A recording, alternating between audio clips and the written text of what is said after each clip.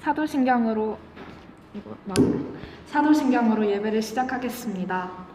전능하사 천지를 만드신 하나님 아버지를 내가 믿사오며 그 외아들 우리 주 예수 그리스도를 믿사오니 이는 성령으로 잉태하사 동정녀 마리에게 나시고 본디오 빌라도에게 고난을 받으사 십자가에 못 박혀 죽으시고 장사한 지 사흘 만에 죽은 자 가운데서 다시 살아나시며 하늘에 오르사 전능하신 하나님 우편에 앉아 계시다가 저리로서 산자와 죽은 자를 심판하러 오시리라. 성령을 믿사오며 거룩한 공회와 성도가 서로 교통하는 것과 죄를 사하여 주신 것과 몸이 다시 사는 것과 영원히 사는 것을 믿사옵나이다. 아멘. 오늘 말씀은 야고보서 1장 2절에서 4절을 보겠습니다.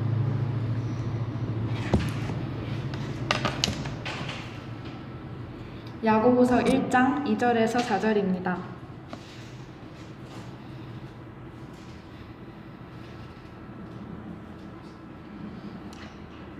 제가 읽겠습니다. 내 형제들아, 너희가 여러 가지 시험을 당하거든 온전히 기쁘게 여기라. 이는 너희 믿음의 시련이 인내를 만들어내는 줄 너희가 알미라. 인내를 온전히 이루라. 이는 너희로 온전하고 구비하여 조금도 부족함이 없게 하려 함이라. 아멘. 이 말씀은 제가 7월 달부터 시작한 큐티 본문인데요. 이 말씀을 읽으면서 제 삶과 연관지었던 부분을 나누고자 합니다. 저는 오랜 기간 동안 공부를 하면서 정말 각종 정신적인 문제들을 겪었고 지금도 현재 진행형입니다. 그래서 이번 주도 그랬고 또 최근에는 현실 속에서 제가 맞닥뜨리는 문제들이 악몽이 되어서 밤잠까지도 괴롭히고 그런 시간들을 보내고 있었는데요. 또 지금도 학교에서는 계절학기랑 시험 준비도 같이 하고 있어서 너무 벅차고 그냥 최근에는 제발 좀 쉬고 싶다 그런 생각밖에 안 들었어요. 그래서 큐티를 하면서 저는 위로받고 싶었어요. 하나님께. 하나님 저를 좀 위로해 주세요. 그래도 제가 못하고 있는 게 아니라고 얘기를 해주세요. 근데 야고보서 말씀을 읽다 보니까 이게 딱히 위로하는 말씀은 아니더라고요. 뭔가 오히려 이 상황을 오히려 기쁘게 생각해라 이렇게 약간 명령하는 말씀들. 근데 저는 제가 힘들 때 누가 명령하는 걸 안 좋아하거든요. 나를 위로해 줘야지 왜 나한테 뭘 또 더 하라고 하는 거지? 처음에는 그런 생각이 들었는데 그래도 마음을 열고 말씀을 읽어보니까 하나님의 뜻이 뭔지 좀 알 수 있었던 것 같아요. 하나님은 내가 이 상황을 진정으로 기뻐하기를 원하시는구나. 그리고 이 상황을 통해서 인내를 배우기를 원하시는구나 라는 것을 깨닫게 됐습니다. 그래서 이 인내에 관한 이 말씀을 계속 묵상을 하는데 제가 올해 새해 첫날에 이제 새해 다짐을 적으면서 주님께 드렸던 기도가 생각이 나는 거예요. 그때 제가 드렸던 기도가 한 해 동안 기쁨과 인내를 배우게 해주세요 라는 기도였어요. 그래서 이제 올해가 딱 절반 지났잖아요. 근데 절반 지난 이 시점에서 이것이 하나님의 기도 응답이구나. 내가 지금까지 보내왔던 그 힘든 시간들이 다 기쁨과 인내를 배우게 하려는 하나님의 기도 응답의 일부였구나 라는 깨달음이 들어서 굉장히 감사했습니다. 그 말씀을 한 개만 더 보고 싶은데요. 그 잠언 30장 8절인데요. 이거는 제가 간단하게 그냥 읽어드릴게요. 잠언 30장 8절. 잠언 30장 8절인데요. 제가 읽어드릴게요. 곧 헛된 것과 거짓말을 내게서 멀리하옵시며 나를 가난하게도 마옵시고 부하게도 마옵시고 오직 필요한 양식으로 나를 먹이시옵소서. 이거는 이제 저번 주 큐티 말씀인데요. 이 말씀처럼 그때그때 필요한 양식은 하나님께서 주신다는 것을, 그래서 내가 하나님밖에 의지할 수 없는 그런 상황을 만들어 주셨다는 것을 제가 알게 되었어요. 제가 의지할 게 너무 많지도 않게 너무 적지도 않게 딱 하나님만 의지할 수 있는 그런 상황을 만들어 주신다는 것을 알게 됐어요. 그래서 결국은 하나님 감사드립니다. 제가 인내를 훈련받을 수 있게 해주시고 기쁨을 알게 해주시고 하나님께서 주시는 양식을 공급받는 법을 배우게 해주셔서 감사하다는 기도로 귀결되었던 것 같습니다. 그래서 이 두 말씀을 통해서 제가 받은 은혜를 나누고 싶었고 이제부터는 저희 각자 기도를 하고 싶은데요.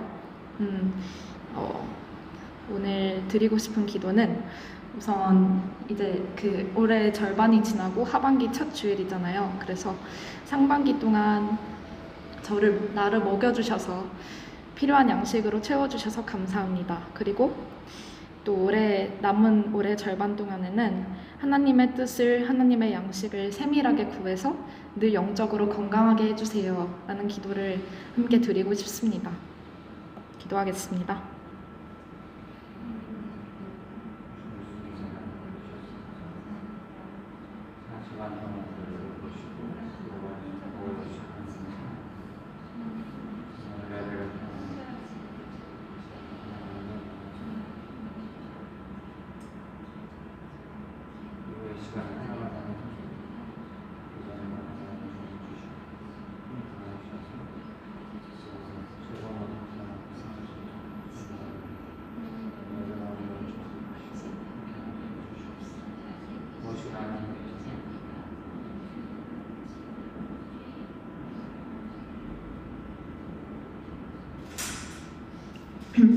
하나님 아버지, 지금까지 지내온 것들을 돌아보면 오직 은혜밖에 없었습니다. 저희가 교만하지도 않게, 그렇다고 너무 줄이지도 않게 딱 그때그때 필요한 상황으로 저희를 이끌어 주셔서 감사합니다. 저희가 줄이다고 느꼈던 상황이 있었을지라도 돌이켜보면 그때에도 하나님은 하나님의 양식을 저희에게 먹여주셨습니다. 지금까지 인도해 주신 것처럼 앞으로도 인도해 주실 것을 확실하게 믿습니다. 올 하반기에는 하나님의 뜻에 대해서 좀 더 민감해질 수 있게 해주시고 영적으로 줄일 때 하나님께 바로 달려갈 수 있는 힘을 주시고 언제나 하나님께 꼭 붙어 있을 수 있도록 도와주세요. 감사드립니다. 예수님의 이름으로 기도합니다. 아멘.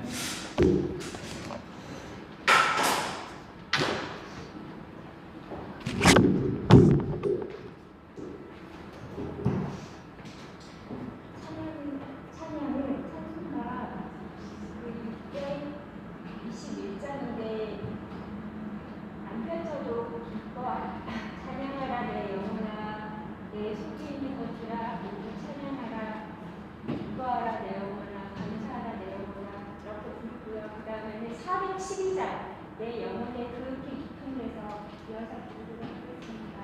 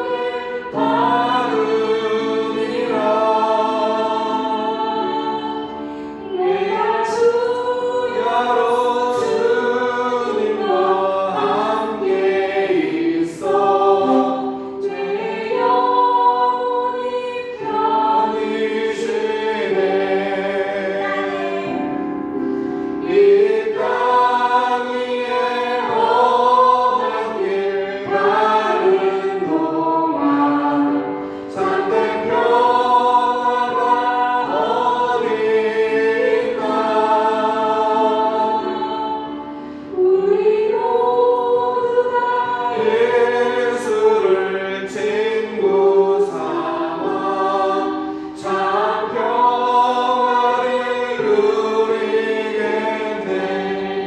아멘. 평화로다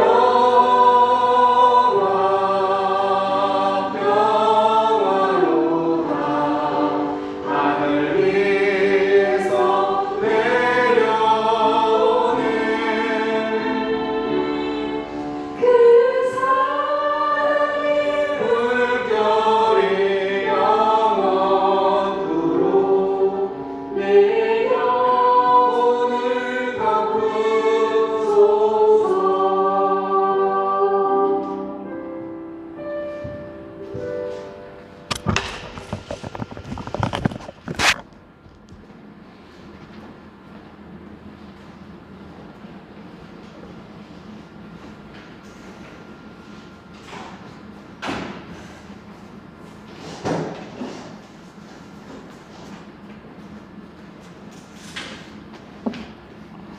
하나님 감사합니다. 오늘도 함께 모여서 예배할 수 있도록 주님 불러주시니 감사합니다.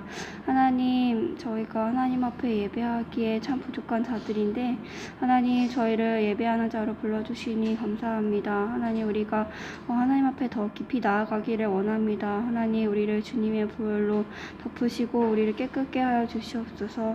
하나님, 우리가 하나님의 말씀을 듣고 싶습니다. 하나님, 우리에게 듣는 길을 허락하셔서 하나님, 우리가 그것을 듣고 그냥 흘러버리는 것이 아니라 하나님 그 말씀을 붙잡고 계속해서 하나님 일주일 동안 그 말씀을 붙잡고 살아가면서 삶에 적용하면서 살아갈 수 있도록 하나님, 그것이 우리 삶에 어떻게 적용할 수 있을지 하나님 우리에게 지혜를 허락하시고 그 말씀을 계속해서 상고할 수 있도록 하나님 우리 가운데 그 말씀을 사랑하는 마음을 주셔서 하나님 그 말씀 붙잡고 한 주를 또 살아갈 수 있도록 주님 함께 해주세요. 더 깊이 기도하는 교회 되게 하시고 또 목사님 가운데도 함께 하셔서 하나님 우리에게 그 말씀을 전하실 때 하나님 기뻐하시는 말씀을 우리에게 전하실 수 있도록 하나님 이 시간 축복하시고 기름 부어주시기를 소망합니다. 예수님의 이름으로 기도드립니다.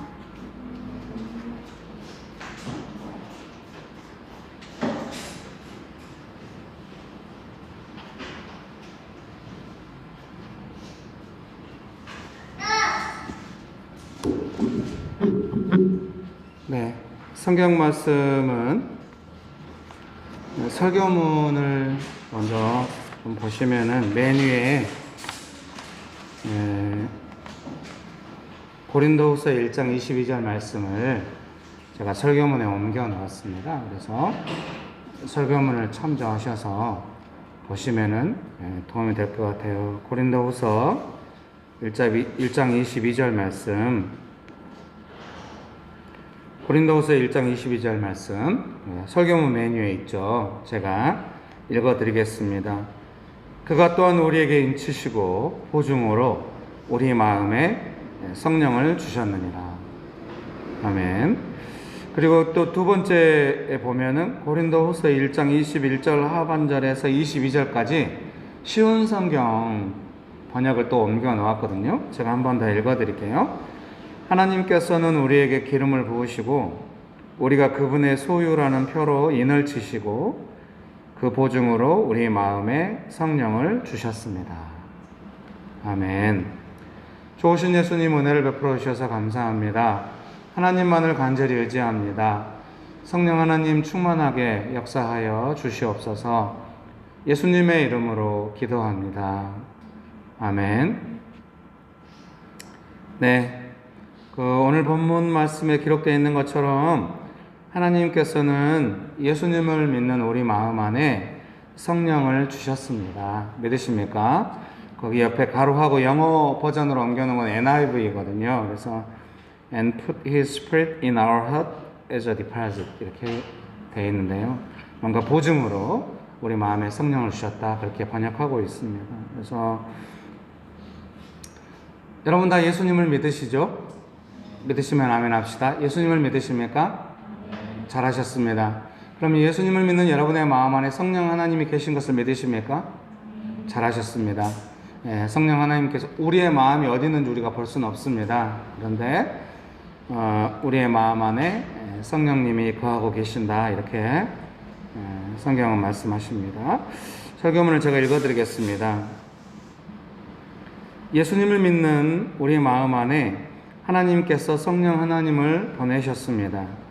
예수님께서는 보혜사, 아버지께서 내 이름으로 보내실 성령, 그가 너희에게 모든 것을 가르치고 내가 너희에게 말한 모든 것을 생각나게 하리라. 요한복음 14장 26절입니다. 라고 말씀하셨습니다. 예수님을 믿는 우리 마음 안에 성령께서 거하시면서 가르쳐 주시고 예수님의 말씀을 생각나게 해 주시는 것입니다. 아멘. 여러분 믿으십니까? 그래서 예수님을 믿고 성령님이 나의 마음 안에 거하시면서 어떤 일을 하신다고 예수님께서 요한복음에 말씀하시겠습니까? 가르쳐 주시고 예수님의 말씀이 생각나게 하시고 이런다는 겁니다. 그런 예수님을 잘 믿고 성령 충만한 상태라고 한다면 우리가 가장 중요한 어떤 표시라고 할까요? 어떤 항목이라고 한다면은 성령께서 가르쳐 주시는 내용이 아주 많아진다고 할 수가 있습니다. 그런데 이거를 어느 누구도 딱 이렇게 배웠다, 눈에 보이게는 아닌 것 같아요.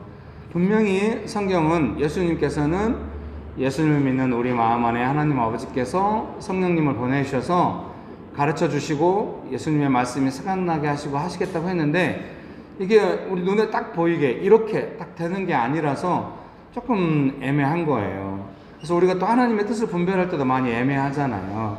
내 신앙이 지금 성령 충만한가 안 한가 좀 애매할 수 있거든요. 내가 가르침을 받은 건가 애매할 수 있어요. 그런데 기독교 2000년 역사 안에서 항상 그런 것 같아요. 이렇게 딱 눈에 보이게 이렇게 배웠다, 이건 좀 쉽지 않아요. 그런 게 있었다면 누군가 우리한테 또 전달해 줬겠죠. 근데 그런 건 없는 것 같고요. 예수님 믿고 나면은 이제 우리 마음 안에 거하시는 성령께서 우리를 가르쳐 주시면서 이제 하시는데, 그럼 내가 지금 성령 충만하다 하는 것을 어떻게 느낄 수 있냐면, 뭔가 내 삶의 환경과 상황을 통하여 뭔가 이렇게 하나님의 가르침을 많이 받고 있다. 그러면은 좀 성령 충만하다 이렇게 이해할 수 있겠습니다. 여러분 믿으십니까? 보통 우리는 막 내 기분이 고양되고 막 은혜 많이 받고 일이 잘 풀리고 막 이러면 성령 충만하다고 생각할 수 있는데요. 뭐 예수님의 삶도 딱히 그렇진 않고 제자들의 삶도 딱히 그렇지는 않아요. 그래서 우리가 성령 충만하다는 걸 어떻게 할 수 있냐면 어떤 상황에서든지 조금 이렇게 잘 견디고 조금 잘 배우고 이렇게 강건하게 이겨나가고 약간 좀 그런 것들이, 그래서 내가 지금 신앙이 잘 가고 있나 체크하려면은 뭔가 어려운 일이 왔을 때 예전처럼 막 넘어지고 막 잠수 타고 막 이러지 않고 끝까지 신앙 안에서 해보려고 하고 그때마다 뭔가 배우는 게 있고 그 배움을 통하여 내가 강건해지고 있고 그런다고 한다면은 정말로 좀 좋아지고 있다, 이렇게 성령 충만하다 이렇게 말씀드릴 수 있겠습니다. 여러분 다 아버지가 있었을 거예요. 없으면 곤란해요.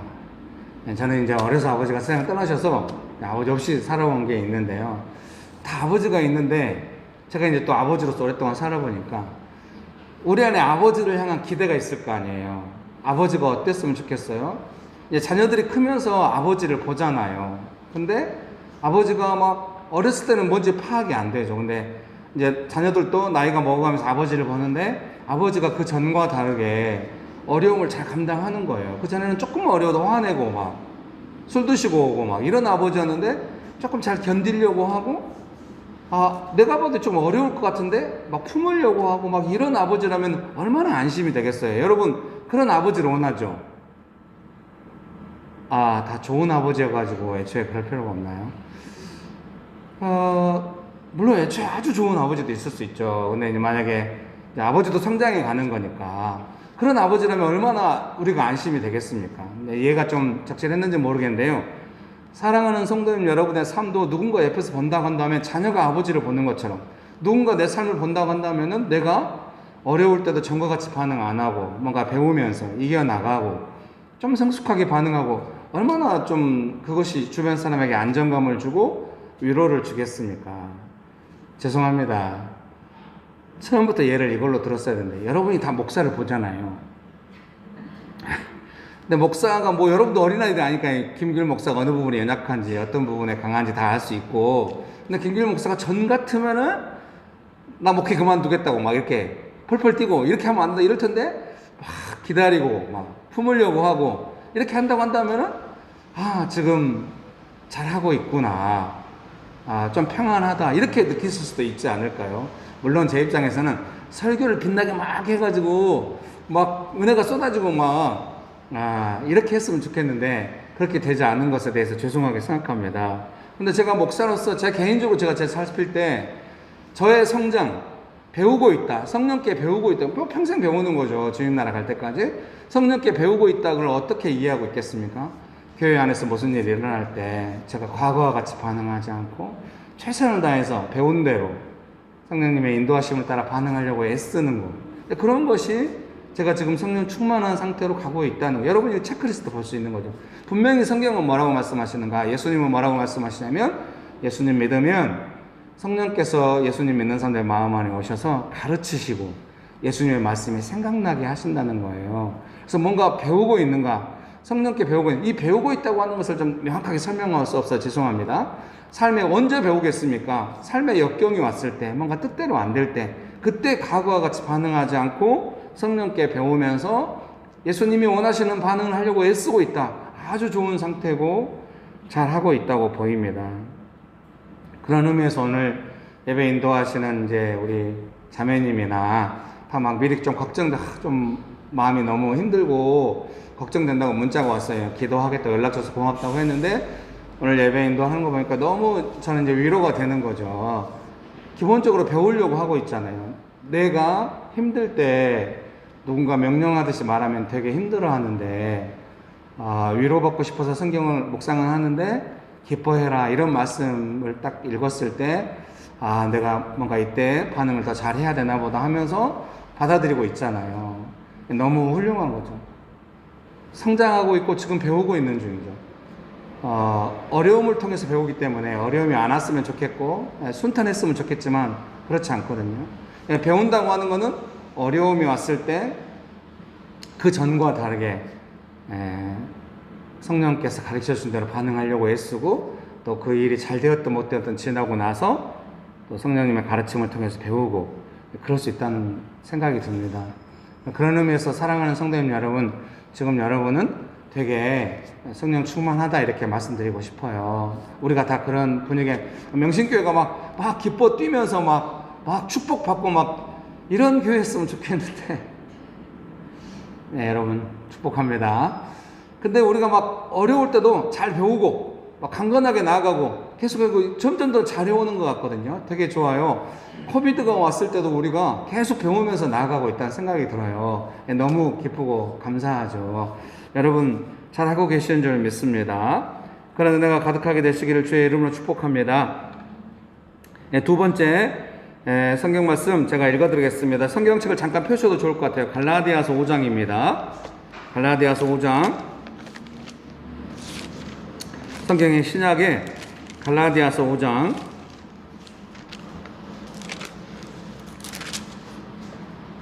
갈라디아서 5장 16절에서 갈라디아서 5장 16절 말씀 제가 읽어드릴게요. 갈라디아서 5장 16절입니다. 제가 읽어드리겠습니다. 갈라디아서 5장 16절. 내가 이르노니 너희는 성령을 따라 행하라. 그리하면 육체의 욕심을 이루지 아니하리라. 아멘. 여러분 믿으십니까? 그 밑에 설교문에 제가 이제 조금 설교문을 써놨거든요. 그 말씀에 대한 제가 읽어드리겠습니다. 쉬운 성경은 육체에 대해서 이렇게 각주를 달고 있습니다. 바울이 말하는 육체는 죄의 본성을 뜻한다. 우리 마음 안에 거하시는 이제 쉬운 성경의 각주는 이 육체라는 것에 대해서 바울이 말하는 육체는 죄의 본성을 뜻한다. 이렇게 각주를 달았습니다. 계속 읽어드리겠습니다. 우리 마음 안에 거하시는 성령 하나님의 뜻을 따라 동행하며 살아갈 때 우리는 죄를 다스리고 열매를 맺으며 살아갈 수 있습니다. 네, 여러분 믿으십니까? 죄를 다스리는 것이 어떻게 가능한가? 성경은 말씀하실 때 성령을 따라 행하라. 그리하면 육체의 욕심, 죄를 다스릴 수 있다. 이렇게 말씀하시는 줄 믿습니다. 믿으십니까? 성령을 따라 행하라 할 때 옆에 괄호치고 제가 영어 버전 옮겨 NIV 성경이거든요. Walk by the Spirit. 그래서 성령님과 동행하는 삶에 대해서 말씀하시는 것 같아요. 그래서 여러분 성령님께 배우고 있고 이럴 때 좀 삶이 힘들잖아요. 근데 그때 죄하고 멀어지고 있고 점점 강건해지고 있는 삶이다 이런 생각이 들어요. 그러니까 내가 죄송합니다. 예배 인도할 때 워낙 좋아가지고 계속 예로 들게 돼요. 내가 어려울 때 누군가 명령하면 나 싫고 조금 어려워진다. 이것이 꼭 죄는 아니거든요. 근데 만약에 죄로 간다 칩시다. 근데 지금 배우고 있잖아요. 어려울 때 이런 말씀이 왔구나. 어떻게 기뻐하지? 이러면은 죄하고 멀어질 뿐만 아니라 어떤 게 맺히겠습니까? 어려워도 견디는 열매가 맺혀지게 되는 것이죠. 그러니까 우리 안에 그것이 좀 되게 중요합니다. 저도 지금도 제가 어려서부터 예수님 믿었고 21살 때 예수님 인격적으로 만나서 지금 50대가 되었는데도 열심히 배우고 있거든요. 어떤 걸 배우겠습니까? 제 마음대로 안 하고 성령님과 동행하는 삶을 어떻게 살까 이걸 배우고 있는 겁니다. 어느 누구든지 자기 마음대로 하면은 조금 죄가 나오게 돼 있는 거예요. 누구든지 이제 성령님의 뜻을 따라서 갈 때 죄를 다스리고 할 수가 있는 것입니다. 여러분 믿으십니까? 네. 오늘 날씨가 조금 애매한 것 같습니다. 에어컨도 틀어놓고 했는데 비도 오고 이러는데 땀이 펄펄 나네요. 안경을 잠깐 벗도록 하겠습니다. 네. 문제는 이러면은 설교문이 흐려 보인다는 문제가 있어요. 여러분 축복합니다. 네. 그래서 그 밑에 한번 또 읽어드리겠습니다. 갈라디아서 5장 17절입니다. 제가 읽어드릴게요. 육체의 소욕은 성령을 거스르고 성령은 육체를 거스르나니 이 둘이 서로 대적하므로 너희가 원하는 것을 하지 못하게 하려 함이니라. 설교만 읽어드릴게요. 메시지 성경은 이 부분을 이렇게 번역하고 있습니다. 우리 안에는 죄스러운 이기심이 자리하고 있는데 그것은 자유로운 영을 거스릅니다. 자유로운 영은 이기심과 양립할 수 없습니다. 그 두 가지 생활 방식은 정반대입니다. 여러분은 그날 기분에 따라서 어떤 때는 이렇게 살고 어떤 때는 저렇게 살 수 없습니다. 이렇게 메시지 성경은 이 17절을 번역했어요. 설교만 읽어드리겠습니다. 우리 안에 거하시는 성령님의 역사하심을 따라 우리는 삶의 방식을 선택할 때 양립할 수 없는 두 가지 방식이 거스르는 것을 느끼게 됩니다. 이 양립할 수 없는 방식이다. 이제 메시지 성경에서 제가 인용한 건데요. 양립할 수 없는 두 가지 삶의 방식이다. 근데 우리 안에서는 마치 양립하고 있는 것 같잖아요. 우리는 다 성령의 뜻을 따라 살 때도 있고 내 욕심을 따라 좀 이기적으로 살 때도 있는 것입니다. 그래서 그것이 마치 내 안에서 두 가지의 삶의 형식이 공존하고 있는 것처럼 양립하고 있는 것처럼 느낄 수 있는데요. 제가 말씀드리고 싶은 건 우리의 삶 안에 양립할 수 있냐 그런 개념보다는 이 삶의 방식이라는 것 자체가 양립할 수 없다 이런 말씀으로 이해가 됩니다. 마치 물과 기름처럼 우리 안에 그 두 가지 삶의 형태가 실제로 있다 할지라도 이기적으로 사는 삶, 하나님의 성품과 뜻 안에서는 어떤 이기적인 속성이 없잖아요. 그러니까 다른 사람을 위해 살고 또 하나님을 사랑하고 이런 삶의 방식이 우리 안에 있죠. 예수님 믿고 성령 받았으니까. 근데 우리는 또 가끔 성령의 인도하심을 놓치고 내 욕심을 따라 이기적으로 살 때가 있습니다. 그래서 우리가 이제 우리 마음 안에서 느끼는 건 뭐냐면 그 두 가지 삶의 양식이 조금 거스른다는 것을 느낀다는 것입니다. 이것이 되게 저는 좋은 상태라고 생각해요. 우리가 성령께서 주시는 평강을 누릴 때도 있고 내 이기적인 욕구를 따라서 조금 어려움을 느낄 때도 있어요. 욕구가 이루어지거나 안 이루어지거나 따라서 마음의 평강이 아닐 때가 있거든요. 그래서 예수님 믿고 성령 받아서 내 마음에 뭔가 평강이 깨지고 뭔가 거스름이 있다고 느끼는 것은 되게 좋은 상태라고 저는 생각을 합니다. 그때 정직하게 성령님의 도우심을 구하면서 이렇게 도움받을 수 있다고 생각해요. 이기적인 삶의 양식을 다 바꿔야 된다. 그것이 없어야만 평강이 있다. 이렇게 말씀드리기는 어렵다고 생각해요. 저도 열심히 훈련하며 살아보니까 영원히 제 자신을 위해 이기적이라고 하는 게 자기 자신을 위하는 거잖아요.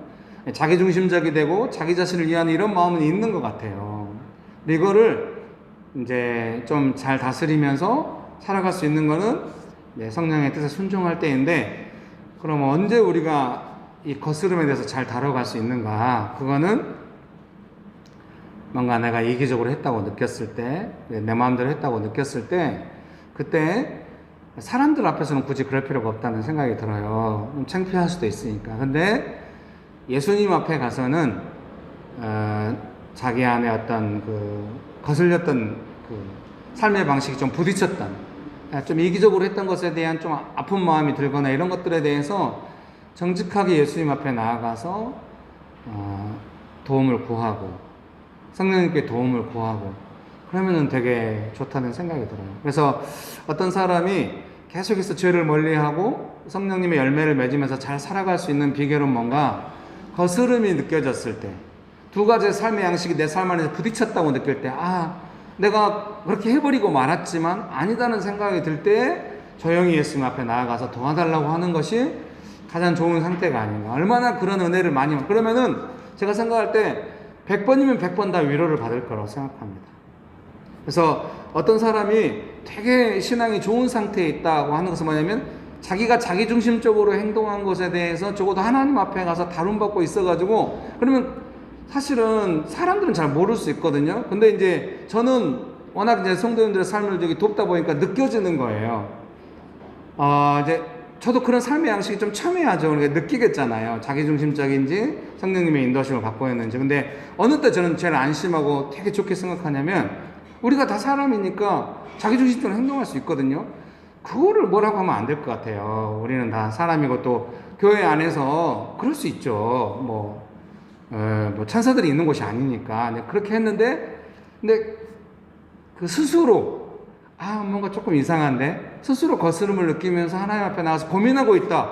그러면 너무 좋게 느껴지는 거예요. 저는 그것이 그 정도면 됐다. 그래서 우리가 궁극적인 목표로 삼는 것은 뭐냐면, 삶의 양식이 내 안에서 부딪힐 때, 거스름을 느낄 때 내가 이 거스름에 대해서 하나님 앞에서 깨어 있을 수 있는가, 이거 있으면 된다고 저는 생각을 하거든요. 우리 교회 공동체로 모여서 그 부분을 계속 강조하거나, 우리가 뭐 천사처럼 살아야 이런 거는 좀 어렵다고 생각해, 이 땅에 사는 한. 그런데 자기중심적으로 이기적으로 행동했을 때 예수님 앞에 나아가서 그것을 점검할 수 있다면은 아주 좋다고 생각합니다. 그런 것이 깨어있다고 한다면은 살아있다, 잘하고 있다, 더 배워갈 거다, 이런 기대를 할 수 있게 되는 겁니다. 사실은 교회 공동체 안에서 뭔가 나누고 이렇게 할 때도, 사실은 설교의 목적도 그렇다. 나누고 할 때도, 서로 나누고 할 때도 뭘 나누겠습니까? 내가 이기적으로 했어, 나는 회개해야 돼, 이런 걸 나누는 게 아니라 그 깨어있는 내용에 대해서 서로 나누고 하는 것이죠. 서로 깨어있도록 권면하고 격려하고 이렇게 하는 것이죠. 그래서 제가 가끔 교회 안에서 막 어렵다고 막 하는 걸 너무 받지 말고 좀 하라고 하는데, 막 너무 서로 받아주다 보면은 나도 내가 성령님의 인도하심을 놓치고 좀 자기중심적으로 하고 있다는 걸 알고 있는데, 상대방도 그걸 느끼고 있는데 아무도 말하지 않고 계속 자기중심적으로 서로 격려하면서 가버리면은 어느 누구도 거기서 이제 돌이키는 과정이 없을 수 있잖아요. 그래서 저는 어떤 사람이 되게 신뢰가 가는 사람은 누구냐면, 이건 조금 맞을까? 이렇게 하는 건 조금 아닌 것 같아. 이렇게 제가 제 아내하고도 좀 그런 관계가 되길 원하거든요. 제 아내한테 항상 말해요. 이제 저희가 주변 전셋값이 너무 올라서 이제 이사를 가야 되는데 제가 막 알아볼 거 아니에요. 그때 항상 당신은 꼭 반대를 하라고. 내가 알아본 거에 반대를 꼭 해요. 목숨 걸고 반대를 하라고. 내가 잘못할 수도 있으니까, 여보 당신 지금 잘하고 있어요? 이렇게 말해줄 수 있는 관계가 되면 좋겠는 거예요.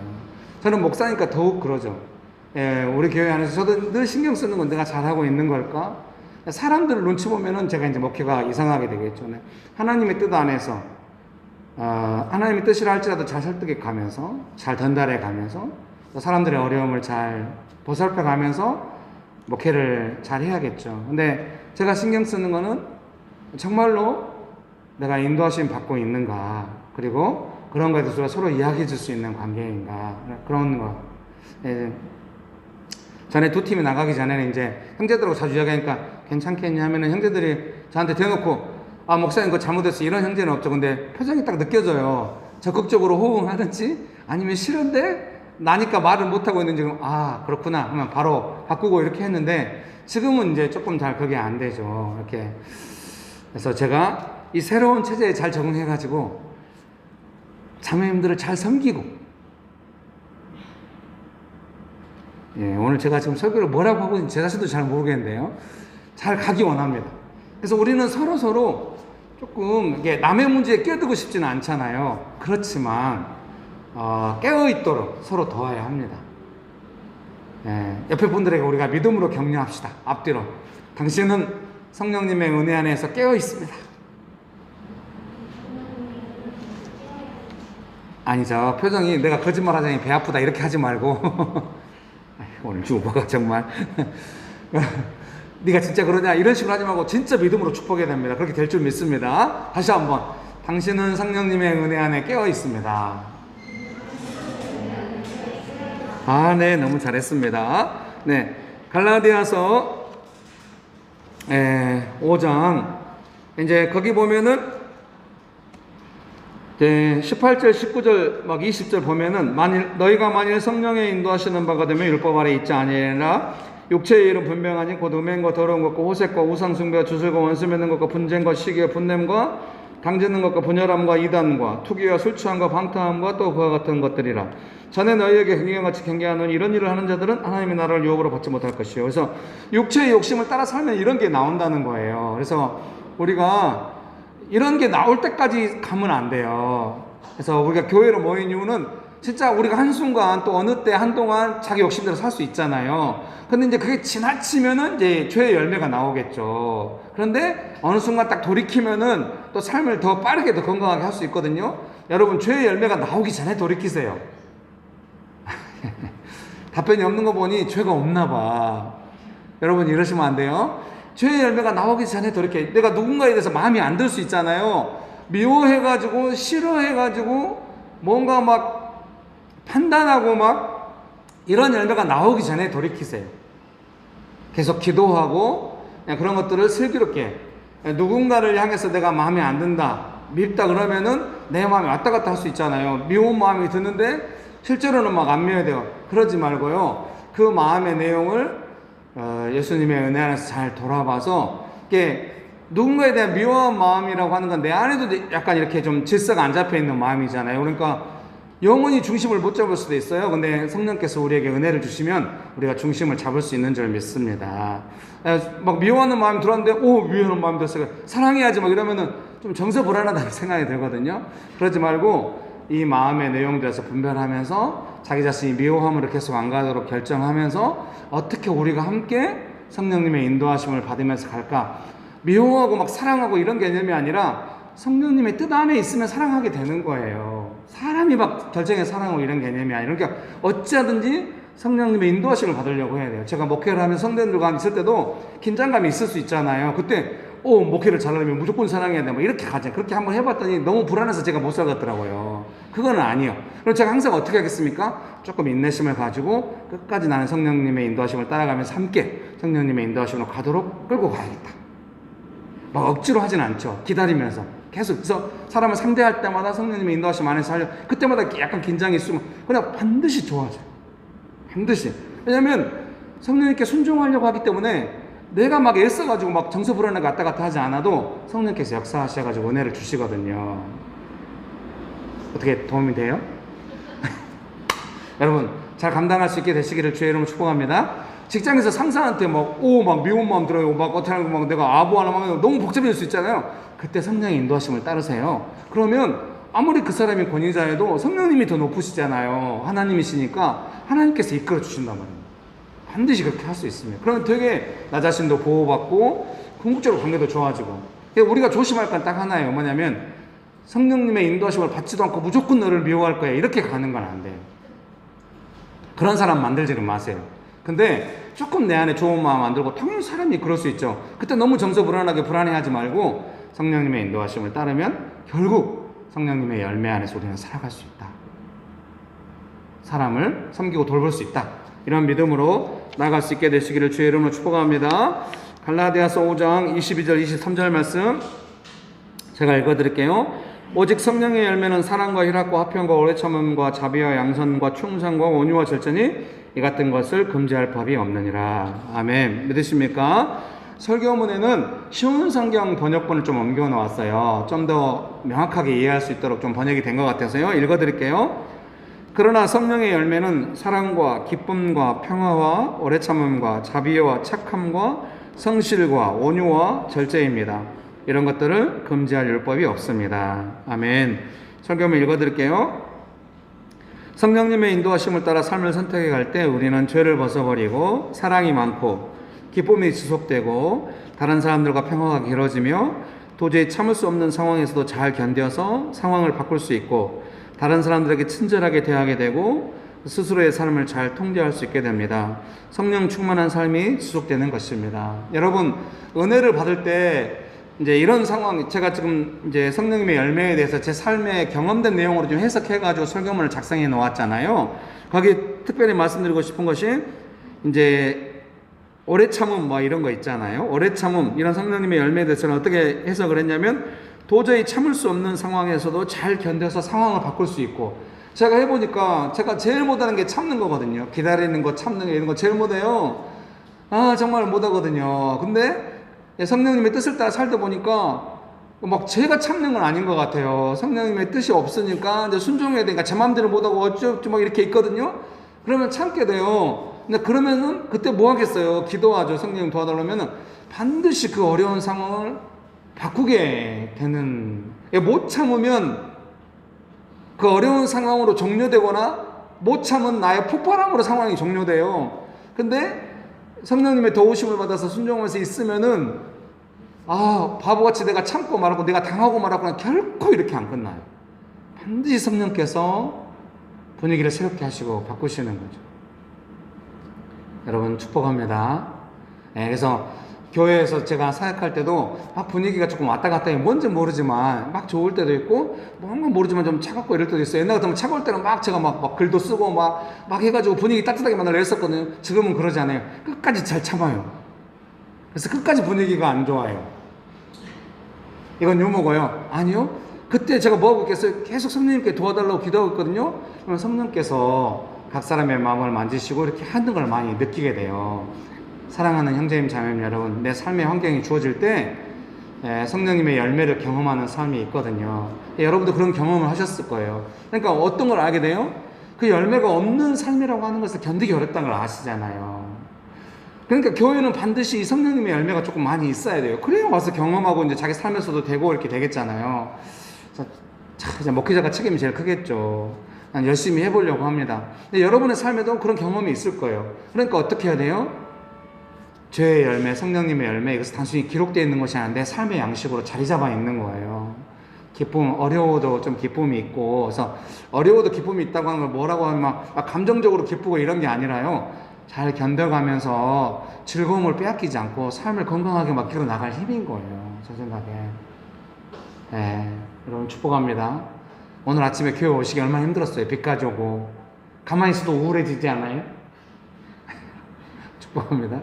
근데 우리가 교회로 모여서 함께 하고 막 분위기를 일부러 만들고 이러려는 건 아니잖아요. 저도 늘 성령님의 열매 안에서 이렇게 해보려고 하거든요.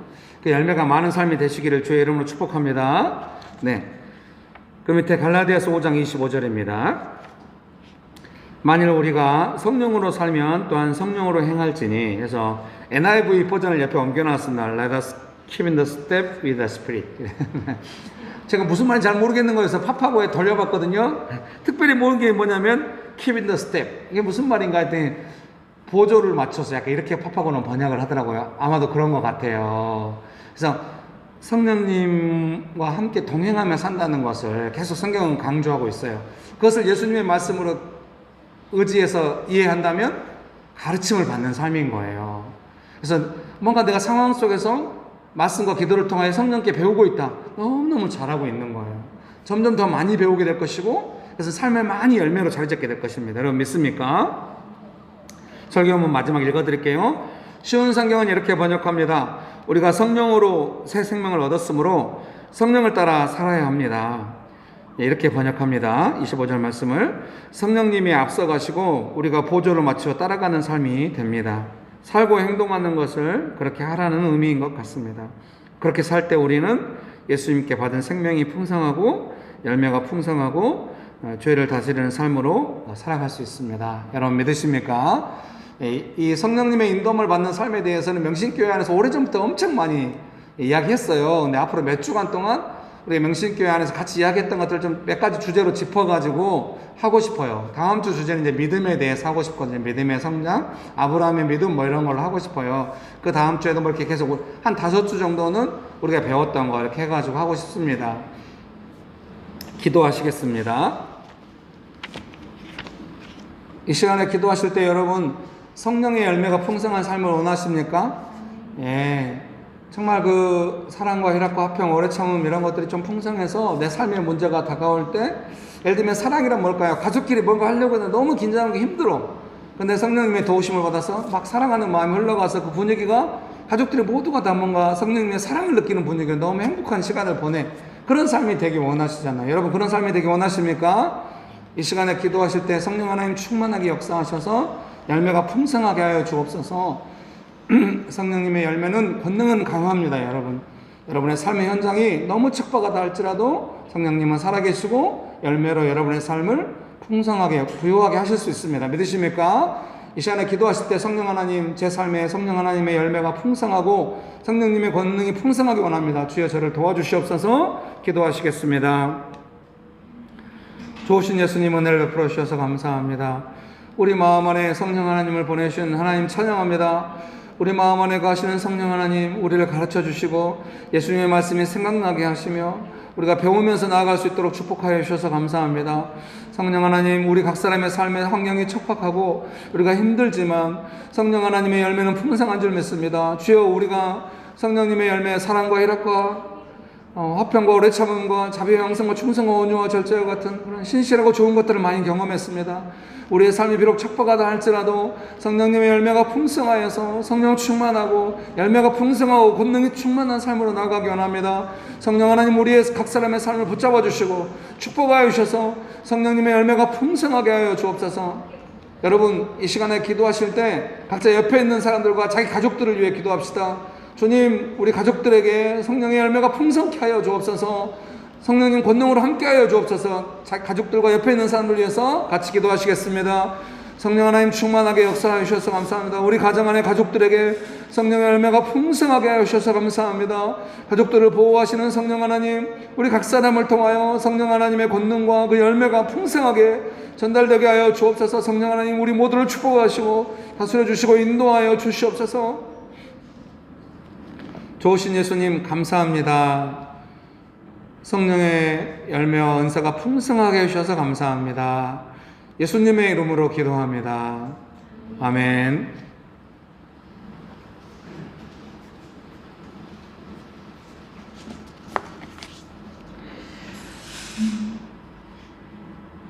하나님 보증으로 성령을 우리 마음에 주신 하나님 참 감사합니다.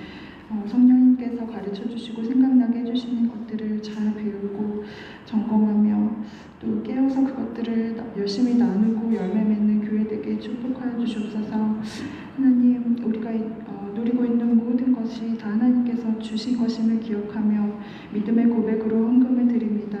주님, 우리가 물질 앞에서 조금도 교만하거나 또 느슨해지지 아니하고 온전한 헌신과 의뢰의 마음으로 사용하고 받고 누릴 수 있게 도와주시옵소서. 이 헌금이 쓰이는 모든 것 가운데 하나님의 마음과 성품이 드러나게 축복하여 주시옵소서. 감사드리고 예수님의 이름으로 기도드렸습니다. 아멘.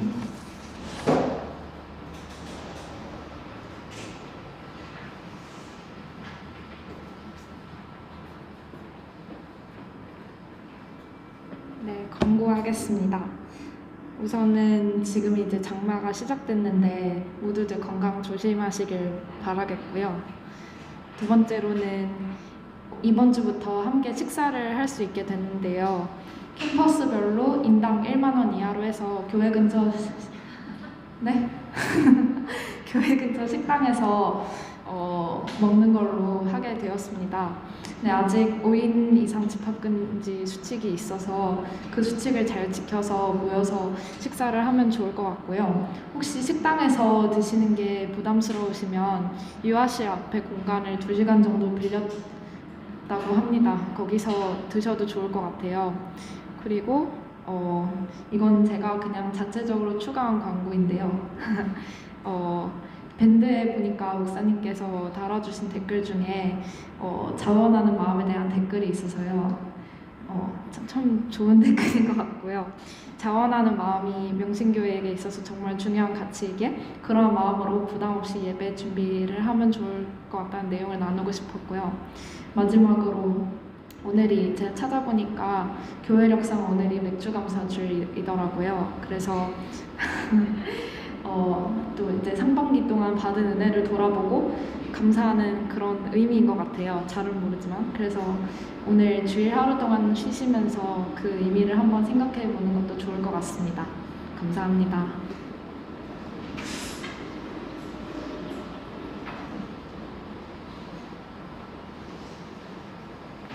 네. 4인 이하로 하셔서 근처 식당에서 드시면 뭐 수칙을 준수하면서 할 수 있을 것 같습니다. 그리고 파티 앤 스터디 공간을 지금 이야기만 해놓고 아직 돈을 보내진 않았어요. 근데 이제 예배 끝나면 집사님이 보내주실 거거든요. 그러면은 2시간을 쓸 수 있어요. 12시부터 2시까지 정도로 지금 생각하고 있거든요. 그래서 거기가 30분 단위로는 안 된대요. 그 무인으로 해서 이용하는 곳이라 이렇게 시간 단위로 해놨대요. 그래서 11시 반부터는 쓸 수가 없고 12시부터 이런 식으로 해서 시간 계약이 그러거든요. 그래서 12시부터 2시 정도까지 쓸 수 있으니까요. 거기도 4인 이하거든요. 그걸 지키셔가지고 음식을 가져오셔서 거기서 또 4인 이하로 드셔도 될 것 같아요. 꼭 식사하시고 좋은 시간 대신 집에 가서 시켜 드시거나 집 근처에 드시는 거는 본인이 결제해야 돼요. 이게 한계가 너무 없으면 안 될 것 같아요. 이제 교회 근처에서 드시고 결제 시스템이 좀 애매하다 싶으면은 저한테도 저는 이제 뭐 이렇게 잔액 조회나 이런 건 안 되지만 결제만 되는 카드를 우리 교회 카드가 지금 현재 한 8장 정도 발행되어 있는데요. 회계 집사님께 다 저한테 요청해서 제가 또 빌려드리면 가서 결제하시고 자유롭게 하시면 되겠습니다.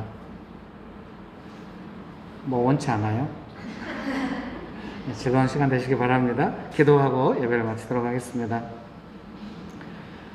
지금은 우리 주 예수 그리스도의 은혜와 아버지 하나님의 크신 사랑과 성령님의 교통하심이 성령의 인도하심을 따라 살기로 결정하는 명신교회 사랑하는 성도님들의 삶 위에 명신교회 위에 조국교회 위에 온열방 위에 지금부터 영원토록 함께 하시기를 간절히 축원합니다. 아멘.